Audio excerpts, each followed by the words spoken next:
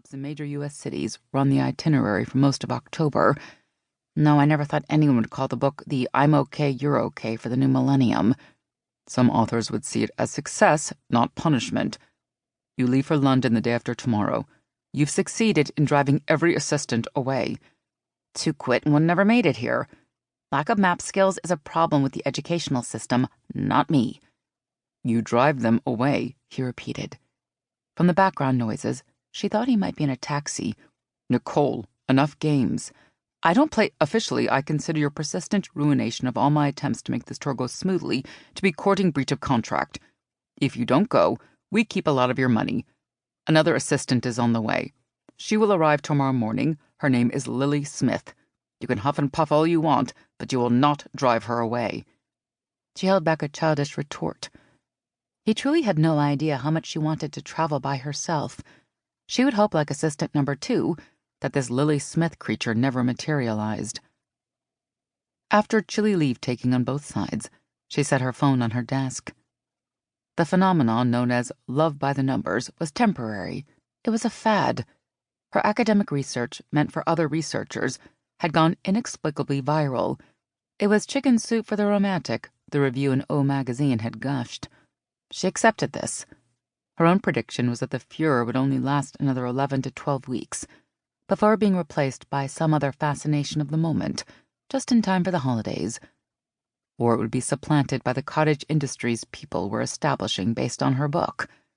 The woman in Michigan who claimed to be able to implement a relationship scoring formula based on fingerprints instead of DNA would probably do very well for several years, especially when the digital fingerprinting was a fraction of the cost of DNA screening.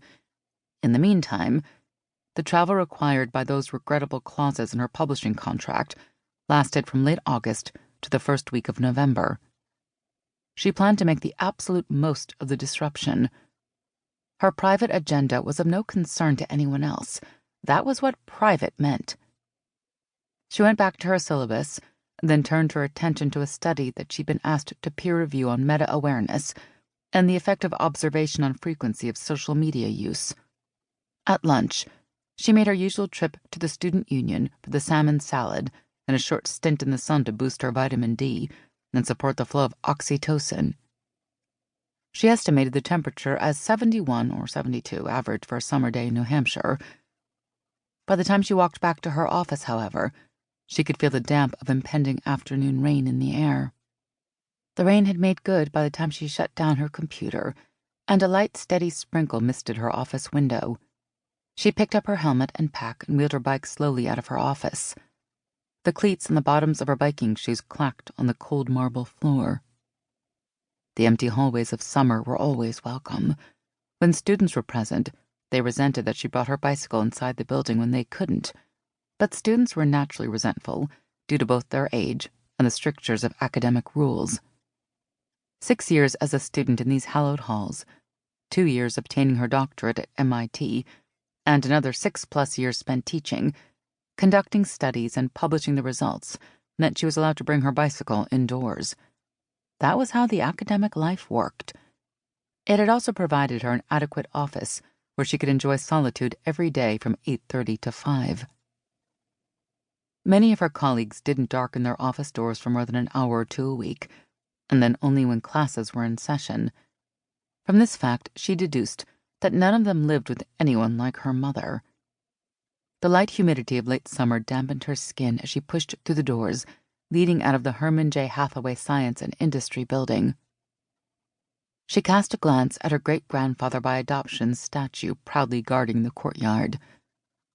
The statue had been commissioned by the estate to grace a building Hathaway had funded, and featured him holding a sextant and calipers. That he'd never finished high school was, she supposed, beside the point. Even his detractors admitted his ingenuity and community service were a credit to New England practicality and compassion. His millinery and textile fortunes had been inarguably crucial to putting the University of Central New Hampshire on the road to its small but mighty reputation in cognitive sciences research. She had earned her tenured position with hard work, but she supposed most of her colleagues assumed it had been a foregone conclusion.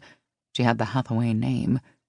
There were those who would add, only inside their reserved New England minds, that she might have the name, but she didn't have the